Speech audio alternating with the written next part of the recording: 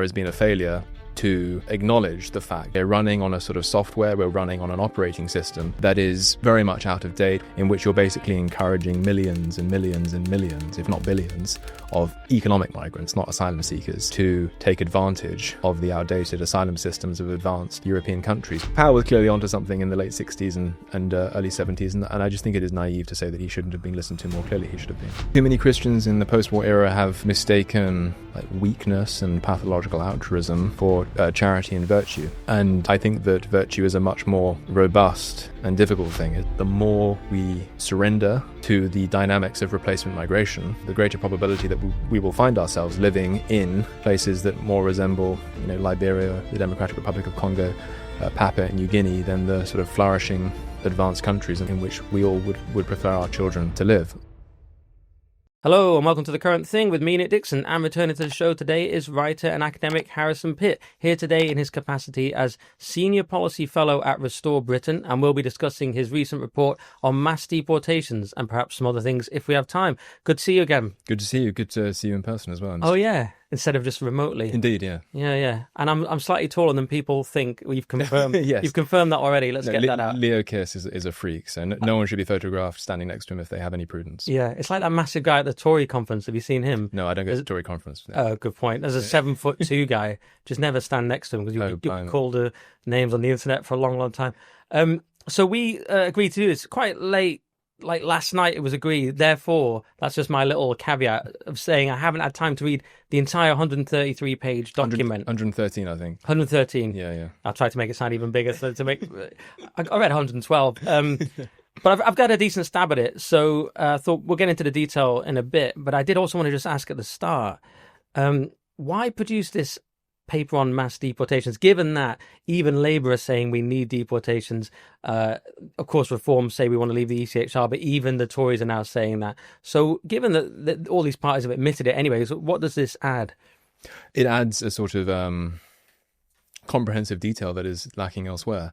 Political parties at the moment, I wouldn't treat Reform and Labour in exactly the same terms, but suffice it to say that in the case of Reform, you have a party that may be sort of saying directionally encouraging things about mass deportations, but hasn't provided the necessary detail at this stage. I mean, I don't know whether people are free to read. If they just type in Operation Restoring Justice online, they can find Reform's sort of 5 to 6 page report, which to our mind at Restore Britain isn't really up to scratch. Maybe they have something more comprehensive that they're working on behind the scenes, but as of yet, no sign of it. And in the case of Labour, the difficulty there is that they understand that the public mood on Britain's illegal immigration catastrophe is incandescent, is very, very annoyed indeed, and for good reason. We're a law-governed country, and with a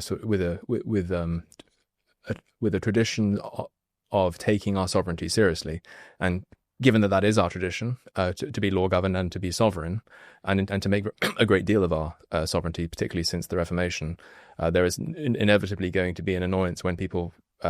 illegal immigration is reflective of the fact that those two things find themselves in very low water, namely our status as a law-governed country and our sovereignty. So people are very, very annoyed about this. So Labour realise that they need to make the right noises on the issue, but I would argue that they lack the real sort of political direction to do anything worthwhile on the matter. So we saw it as worth filling that gap in the market, as it were. Yeah, that's reasonable. But yeah, and Reform with the 5 to 6 pages, it's got to be 113, guys, minimum. At least, yes. One of the things you say in the report is your aim is to deport 1.8 million people in 3 years, which is 150,000 so-called forced, and then voluntary exits, which is 3, you estimate 3 to every 1. And apparently in the US, they've managed a ratio of 4 to 1, so that seems plausible.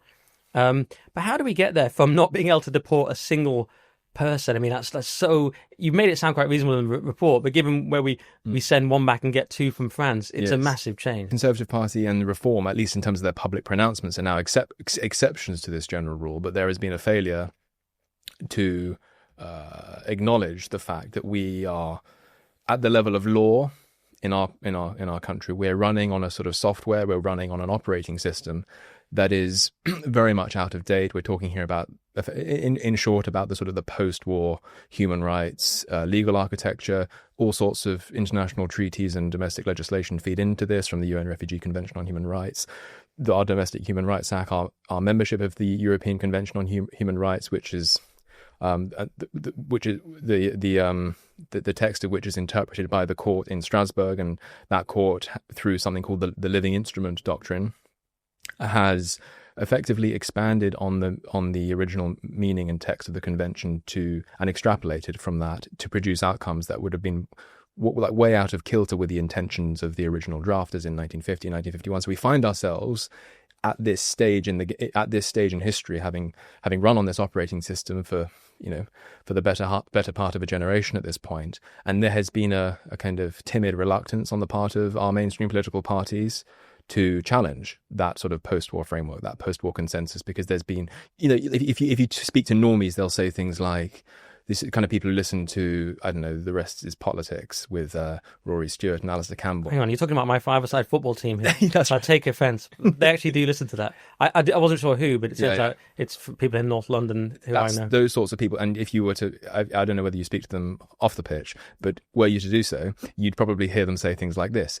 Oh, Nick, do you really want to join the ranks of Russia and Belarus in leaving the European Convention on Human Rights, in disapplying the UN Refugee Convention, all these sorts of things? There's this sort of overhyped fear of the kind of totalitarian backwater that Britain will instantly become if we were to leave the remit of these sorts of things. And so there's been a reluctance there on the part of our political class. And obviously this is changing because the situation has become untenable, which is why you now have the Conservatives saying that they would leave the European Convention on Human Rights. Of course, reform had been there for quite a while, but a significant chunk of our political class are so attached to this paradigm that they're incapable of self-correction on the matter. And so whatever they might say directionally in terms of policy, there remain too many legal obstacles in the way to effective delivery. And that's why part one of the report is called The Legal Obstacles to Mass Deportations, and part two, The Practical Logistics. Yeah, it does actually remind me in other ways of the Brexit debate. So the kind of people that listen to Rest is Politics are sort of the hardcore Remainers.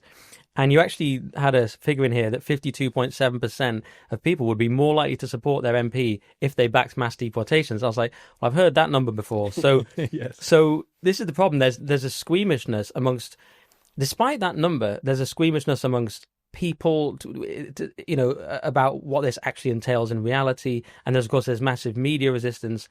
How do you overcome that sort of politically? We'll get on to the legal detail, but how do you overcome that when we know that a 52% majority doesn't mean that things run smoothly? That's right. And so let's assume that we have an optimal legal framework in which there are no legal obstacles to our doing what we want to do, and we are left simply with pursuing the plan that is sort of laid out under the heading Practical Logistics of Mass Deportations. I readily grant that there is, plans, every single plan, even the best plan in the world.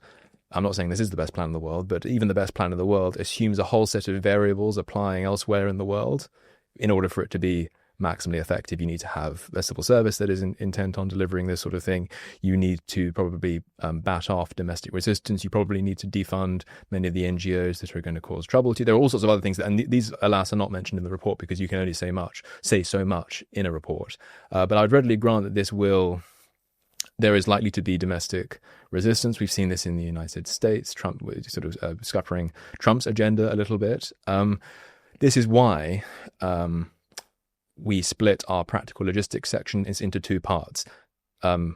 This again, part two is practical logistics, but then there are two sort of subparts of that: voluntary returns and involuntary returns.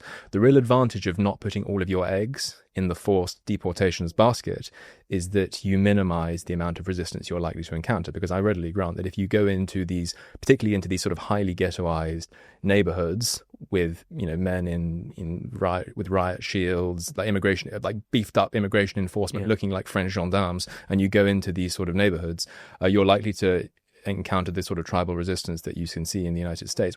Whereas if you were to do something much less dramatic and much more efficient than that, and ramp up what used to be called the hostile environment, it was technically called the compliant environment, but it became to be dubbed in the media as the hostile environment. Not a fake hostile environment where you sort of send vans around people with megaphones saying go home, which is completely pointless, but actually really squeezing things. That means expanding right to rent checks, because to kind of crack down on rogue landlords. That means expanding right to work checks in order to crack down on rogue employers. Doing things like prohibitive taxes on remittances, using sort of exercising diplomatic pressure, not least through the Foreign Office, to try and bring third countries to heel and say, look, India, you make this much money per year from remittances. Or I remember the Nigerian figure better. 5% of Nigeria's economy comes from foreign remittances. Not all from Britain, admittedly, but that's a big chunk of their economy.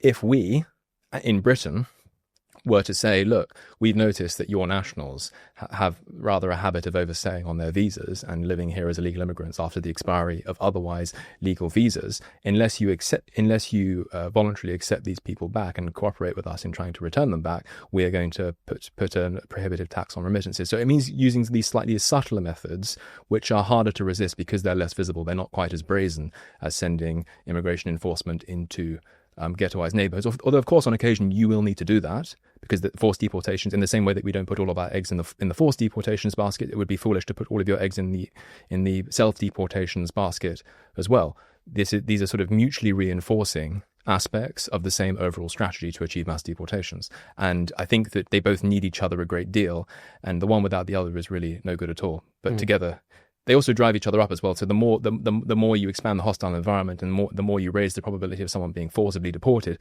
you're probably going to get that ratio from 4-1 to something like 5-1, because people are just going to think, yeah, I'd rather sort of leave on my own terms than be kind of collected by, Rupert Lowe's based immigration enforcement crew. Yeah, and of course in America they've even got an app.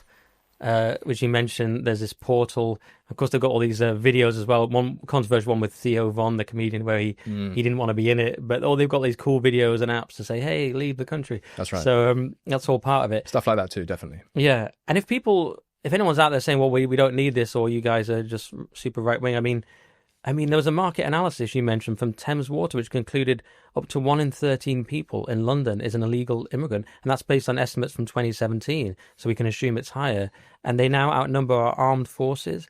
And yet we've only deported 6,313 since 2018, which is 4%. So it's incredible, the scale of it. This is why it has presumably this popularity of this 52.7% who would back their MP, which you don't necessarily hear if you listen to the media. No. But so even in London, it's extremely high. It's like 46% of people in London say that they would support their MP. Yes, the highest was the northeast. The northeast, but the northwest, where I'm from, was pretty high as well, like 64 or something. I have also joked that it may be the case that the reason why London scores so high is because the Ethiopians assume the Eritreans are going to be deported, and the Eritreans assume that the Ethiopians are going to be deported. Mutually assured deportations. Mutually assured deportations. But as Josh Firm joked me the other day, well, that maybe there are some occasions when diversity does have its strengths.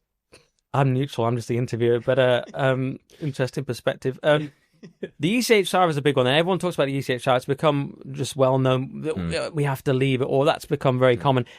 Not quite in Labour, but even Lord Blunkett suggested derogating from Article 3, which is sort of temporarily leaving one bit of it. But as I said, even Kemi Badenoch is now saying we've got to leave.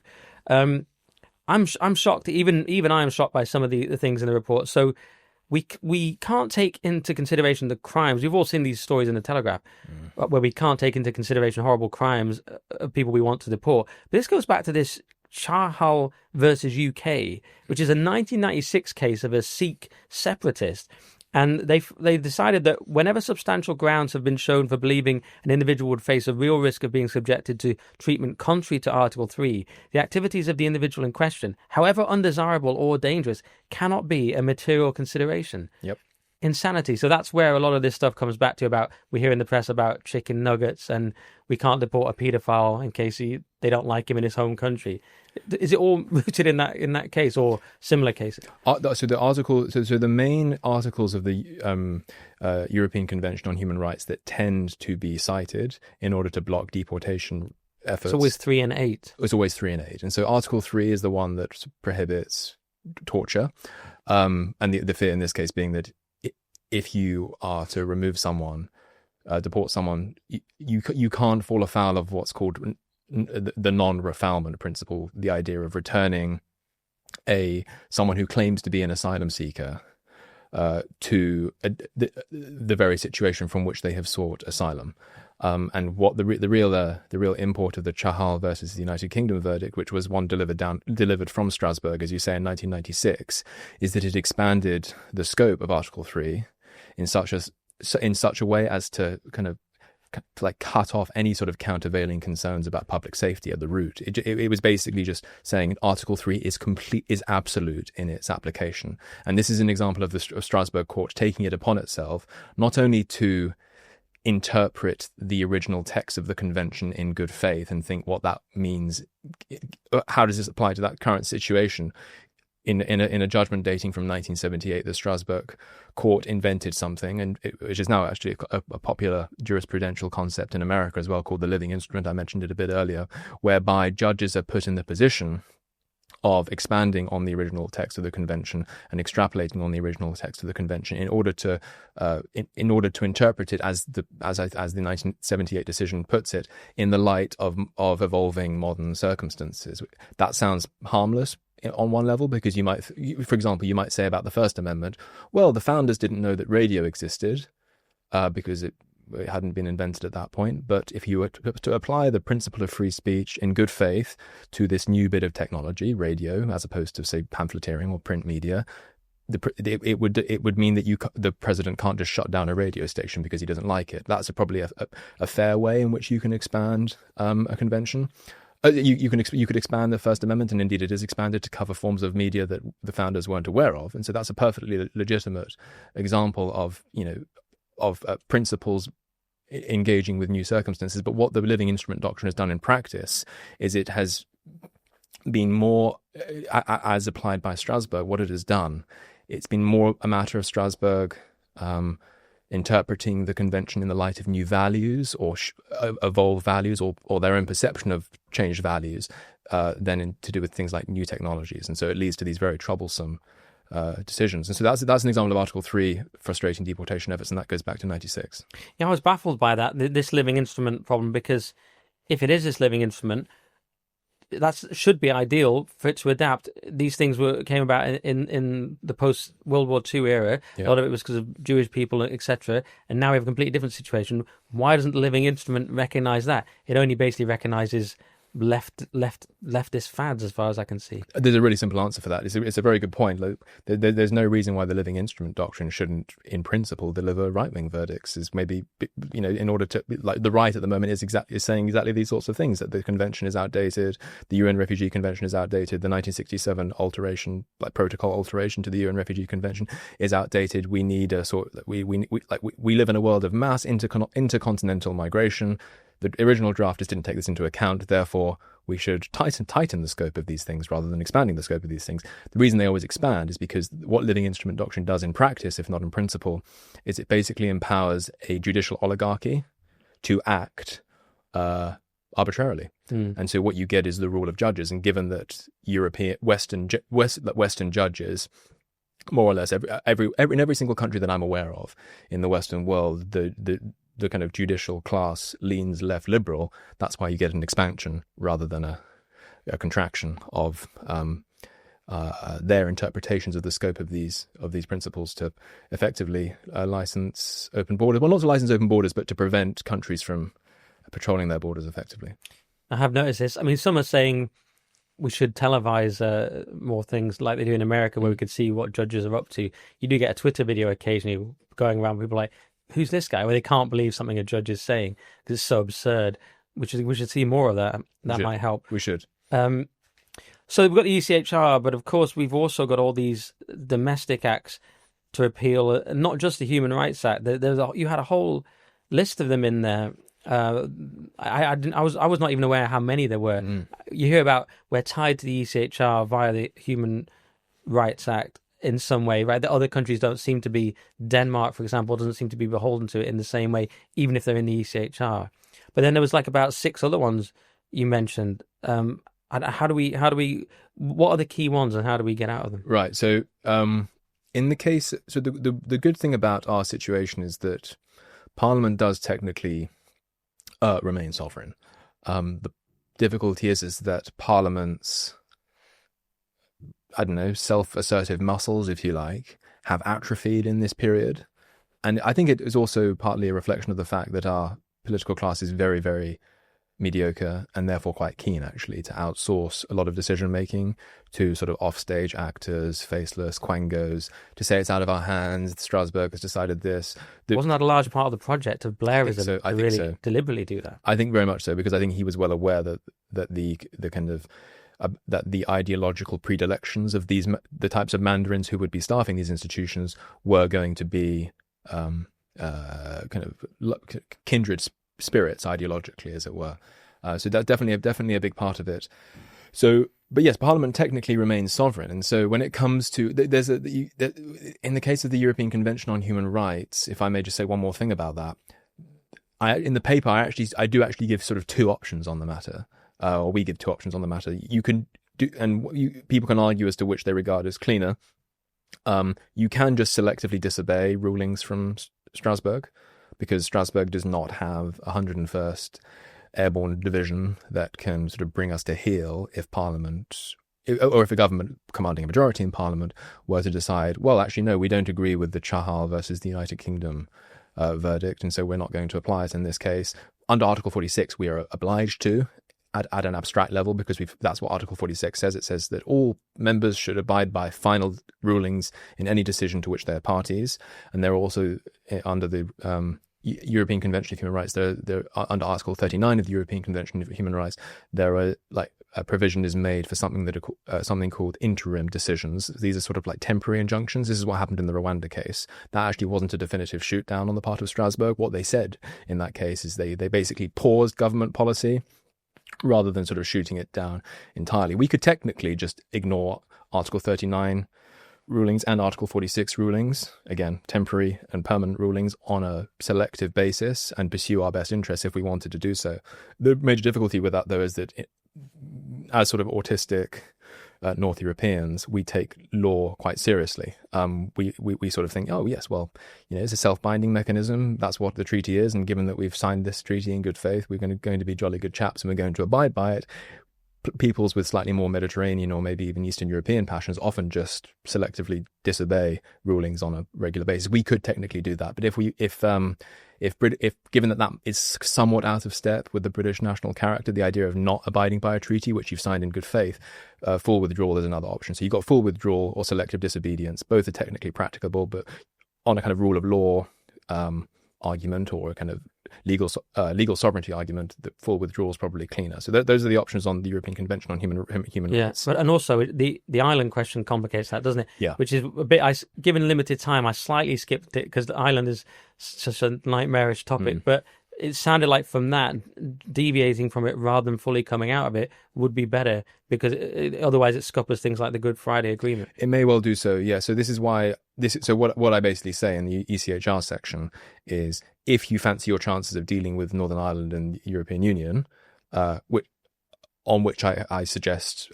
in section 3 and 4 and 5, I address those. Oh no, it's section 4 and 5. I talk about Northern Ireland and the UK EU Trade and Cooperation Agreement. If you fancy your chances of sort of navigating the diplomatic and political difficulties of that, not legal difficulties, but diplomatic and political difficulties in Northern Ireland, then full withdrawal is an option, and this is how we think you could go about dealing with that. If you don't fancy your chances, selective disobedience might just be a wiser move. So there are two options built into it. And then people who are interested in the proposals that we make for addressing the Northern Ireland difficulty should read those sections of the report. But I agree with you that they're probably a little bit arcane to go into here. Yeah, but sorry, I interrupted you there. You were going to get onto, you said that's the ECHR part, but were you about to get onto some of the domestic? Yeah, so in the case of the ECHR is international in terms of its importance, because it really just does depend on whether we abide by Article 39 or Article 46 rulings. That's technically within our power, but there's obviously an international dimension to that question. In the case of the other treaties or conventions, the main one being the UN Refugee Convention of 1951, that only really has power in our law insofar as we incorporate its principles into our law. The only slightly troublesome thing is that we've been doing that consistently for decades at this point. So all our entire asylum system if you go through much of our domestic legislation dealing with asylum, basically just makes explicit reference to certain articles of the UN Refugee Convention in order to govern the way in which we handle the asylum issue. In short, this is how I would put it. What the ECHR and the Human Rights Act, and as you know, the Human Rights Act incorporates the ECHR rulings into our domestic law so that our own judiciary can apply it rather than Strasbourg having to apply it. In short, that's what it does. It does other things as well, and I can expand on those if you'd like me to. But it just makes, as Blair himself put it, the Dark Lord himself put it when he probably didn't write it actually, Alistair Campbell probably wrote it, but there was a very insidious report called Rights Brought Home. I recommend people look it up online. I think it was put together in October of 1997. Blair won in May 97, didn't he? So yeah, I think in October of 1997 they put together this sort of white paper. They presented it to Parliament, and sort of hidden on like page 4 it says, the main point of the Human Rights Act, which was not yet passed, it was passed in 1998, is to make sure that the European Convention on Human Rights is more powerfully and subtly woven into Britain's own law, I think is what it actually said. So that's obviously troublesome, but again, that's only troublesome insofar as it's been given a domestic footing to be applied by our court. So that's really for Parliament to deal with. UN Refugee Convention's provisions and rules have also been interwoven into our law. But sorry, as I was going to say in brief, what the major difficulty is that whereas the ECHR and the HRA together make it very difficult for us to deport people, what the UN Refugee Convention does, as it operates in our law, is it forces us to take obviously bogus asylum claims seriously, because its context is firmly that of sort of 1930s Germany, and the assumption is that, well, obviously if some poor like Jewish Dutch person has showed up via the Kindertransport into Britain, they're here in good faith, they're obviously not a bogus asylum claim, and it would be unthinkable to return them to Holland, Nazi-occupied Holland.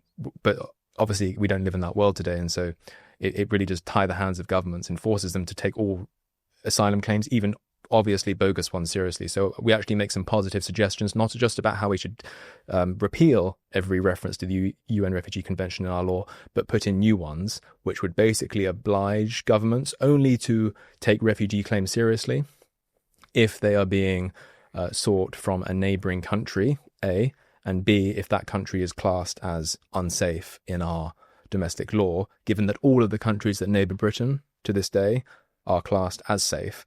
This would effectively amount to scrapping the entire asylum system. Okay.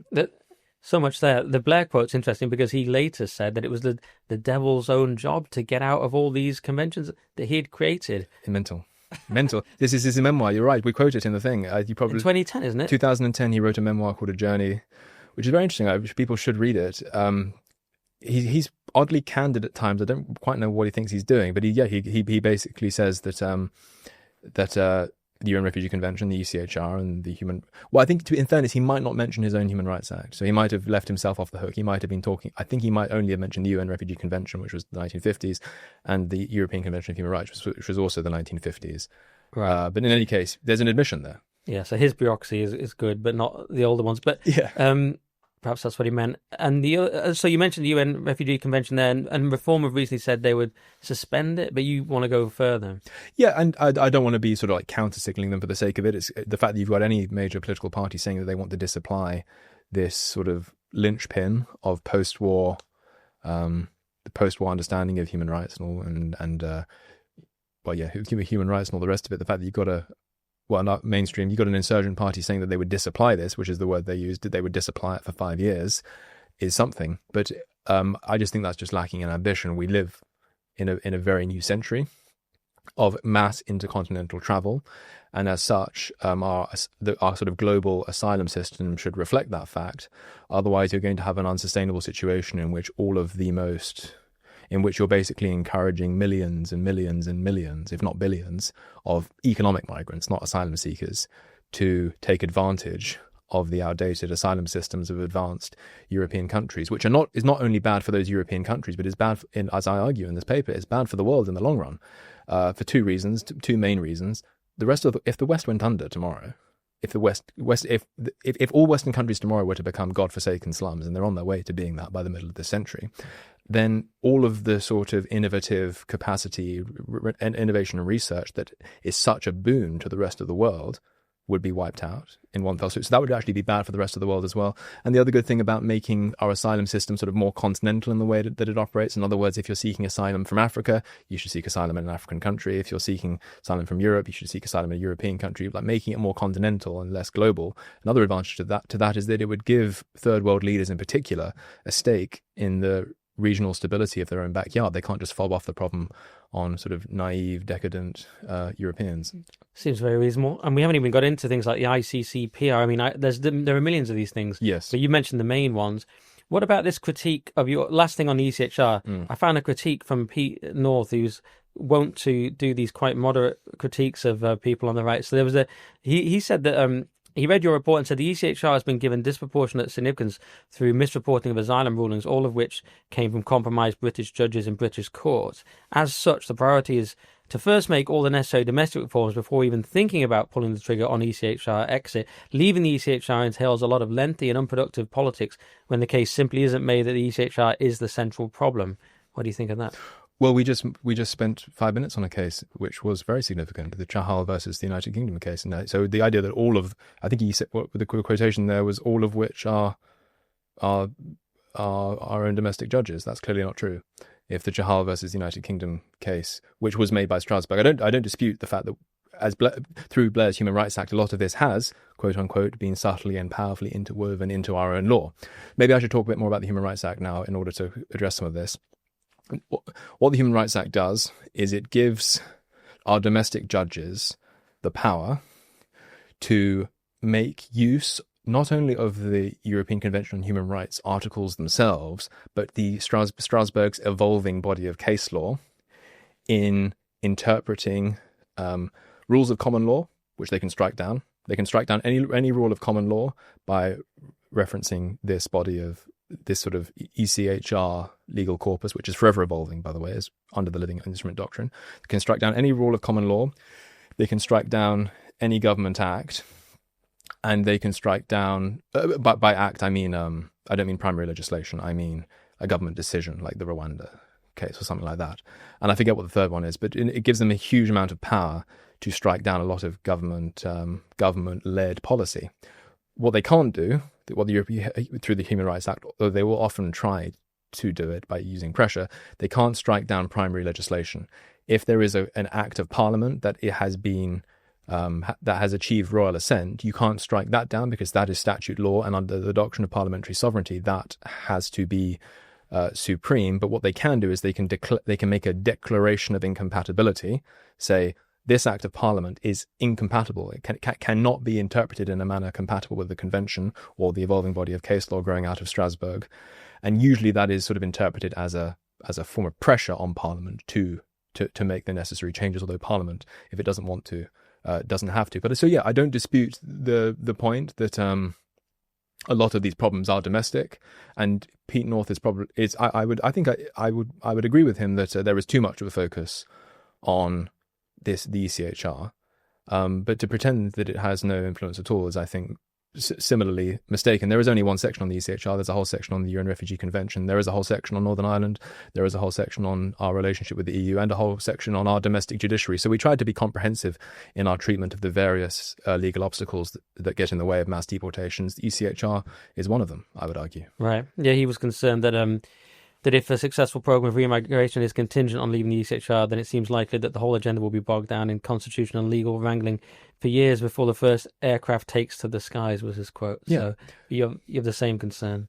I have the same concern that you don't want to be sort of myopic in your focus on that. And if I think let me put it this way, if you had a majority government that was not confident in its ability to navigate the political and diplomatic ramifications of leaving the ECHR, fully leaving the ECHR, not selective disobedience, which I give as another option, which may help us get around some of this, the problems that Pete North is concerned about, but like full withdrawal from the ECHR. If any future government that is not confident in its ability to navigate those diplomatic and those geopolitical hurdles as they apply to Northern Ireland, our relationship with the Republic of Ireland, and our relationship with the EU, should probably not do it, and should instead engage in selective disobedience. But given that things are sort of tending that way in our politics, I think it is likely to happen. There is going to be a sort of conflagration sooner or later,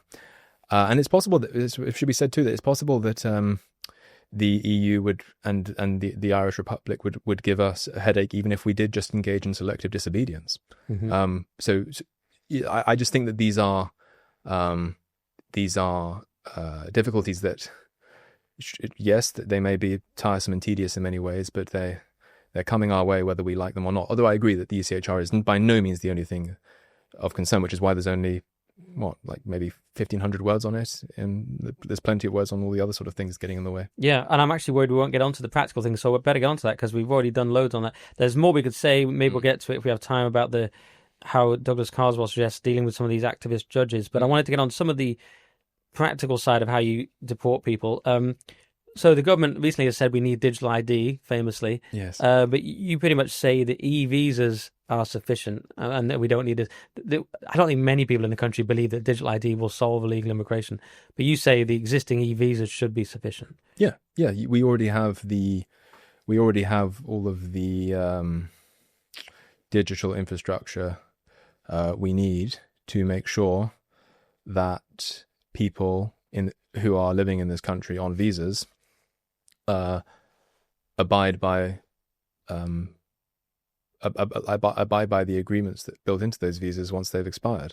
A lot of this is, just to give two examples, Australia successfully deported a good many people and stopped the boats from coming under Tony Abbott. They did manage to do so without digital ID. Eisenhower deported 1 million illegal immigrants from America in the 1950s under Operation Wetback. He actually achieved a voluntary to involuntary rate of 1 to 10, which is very impressive. Didn't even have the technology to do digital IDs then. He had a catchy name. We need a funny name for that. Yes, well, it needs to be workshopped. I agree. And for the Australian one, they had that island, didn't they? Nauru, whatever. Nauru, yeah. We need an island. We had the Rwanda thing. Could have worked. But anyway. Well, it can be very flexible. You can have lots of things. You can have agreements with the origin countries themselves. That can be... We've got one with Albania, for instance, which is part of the reason why, whenever Labour talks about, we've actually seen off these many people, but like in many cases they're talking about some Albanians that have gone. I'm not saying that's not a good thing, but there's why you should be forging those sorts of agreements with other countries. So you can do agreements with third countries, you can do agreements with origin countries. There doesn't have to be a one-size-fits-all solution to the problem, but but in terms of when it comes to right to rent checks and right to work checks, the infrastructure is already there. It's just a question of revving it up into overdrive, not trying to distract people with a red herring like digital ID. Yeah, and you mentioned right to work. This was quite a shock. So at the moment, employers are under no legal duty to conduct right to work checks on contractors or self-employed individuals. So that's the loophole, and there's something like, well, I've got it here, 767,000 in construction alone who haven't had any right to work check. And then I think it was something like 1.4 million total who haven't even had these checks. So we need to fix that loophole, basically. Completely. And the proposals for doing so are there in the report. And the other thing here is that it's not as if we're shooting in the dark here. Local governments and like people on the ground are already well aware. They're understaffed, under-resourced. We do have immigration enforcement as it is. It's just, it's basically lying dormant and not being made use of. We know that a family business that makes teething necklaces for babies is not an illegal immigrant hotspot. We know that car washers are. We know that Turkish barbers are. We know that nail salons are. We know that restaurants are. If you were to make use of local know-how on the ground, integrate it on a national basis, there wouldn't be any great mystery about knowing where to target your attention for expanded right to work checks. When it comes to right to rent, councils already have knowledge of the houses of multiple occupancy in their areas. Like one bedroom flats are not generally being used by illegal immigrants. The HMOs are, and so you would just make use of that. And so again, we wouldn't just be sort of feeling our way in the dark on this score. Much of the knowledge and institutional depth is already there. It's just a question of having the political will and the organizational unity to make use of it. All right. I've got some broader questions, but I want to make sure that we cover everything on this. Is there anything I've missed? There's the activist judges and how you deal with them. There's the Great Clarification Act, which I didn't get onto. Is there anything else major that I've missed? Well, the Great Clarification Act is quite big, so I'll try and explain that as briefly as possible. This would be a way of... So one of the major problems with Great Repeal is that if you put all of your eggs in the Great Repeal basket, in other words, like, let us just try and remove all of the troublesome legislation and then we can just do our own thing. That's the idea of a Great Repeal.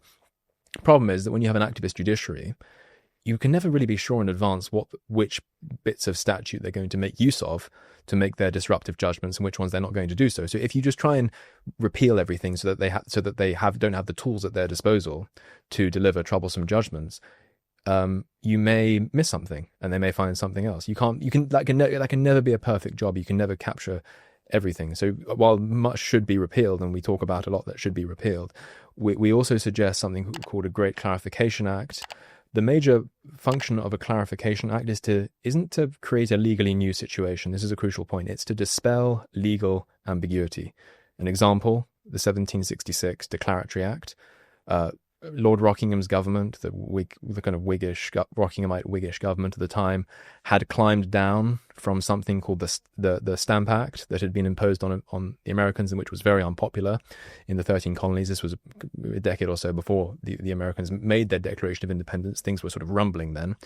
And it was so unpopular that in the end, Parliament just had to backtrack and say, right, we're repealing the Stamp Act. So Rockingham repealed the Stamp Act. But in order not to embolden the Americans, he then, off the back of repealing the Stamp Act, passed something called the Declaratory Act, which is a very short bit of legislation. You can read it online, florid 18th century prose, and it's like, yes, we've repealed the Stamp Act, but this is the Declaratory Act in 1766. We're just passing this to make it very, very clear to you that if we want to bring it back and if we want to, impose taxes on the colonies, we can. It's literally just saying something that everyone in Parliament already believed. We can tax America if we want to. All right, that is the end of the free episode. But if you want the full podcast, go to nickdixon.net for all the extra content, all my articles. That is my Substack, nickdixon.net. And we need your help to keep this whole thing going, keep the lights on, this amazing production, hiring people, etc. nickdixon.net to support us. It's £5 a month, which is about the cost of some sort of fancy latte in London, or as a slight discount if you get the yearly option, or it's just £5 a month. So we'll see you on nickdixon.net, and thank you very much.